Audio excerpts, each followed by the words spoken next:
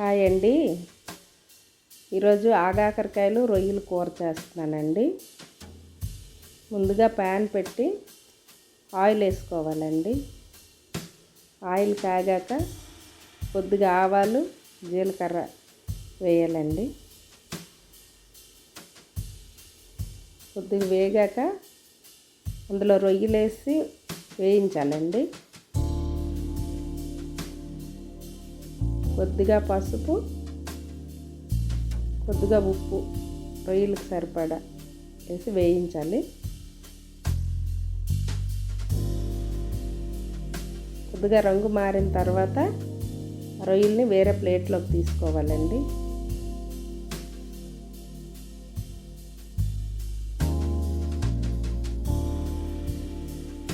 ఇప్పుడు అదే ఆయిల్లో ఉల్లిపాయలు, పచ్చిమిరపకాయలు, కరివేపాకు వేసి వేయించాలి.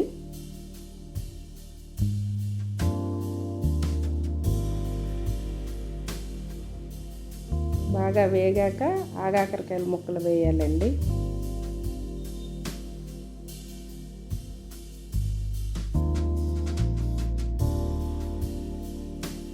ఇప్పుడు దీనికి సరిపడా ఉప్పు,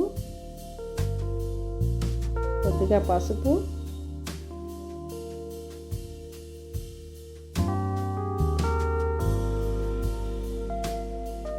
వేసి కలిపి మూత పెట్టాలండి.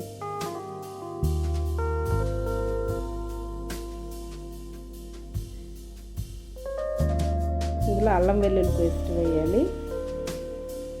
అల్లం వెల్లుల్లి పేస్ట్ కొద్దిగా వేగాక కొద్దిగా కారం, కొద్దిగా ధనియాల పౌడర్, కొద్దిగా గరం మసాలా పౌడర్ వేసి బాగా కలుపుకోవాలి. కలిపాక ముందు వేయించుకున్న రొయ్యలు ఇందులో వేసి కలపాలండి.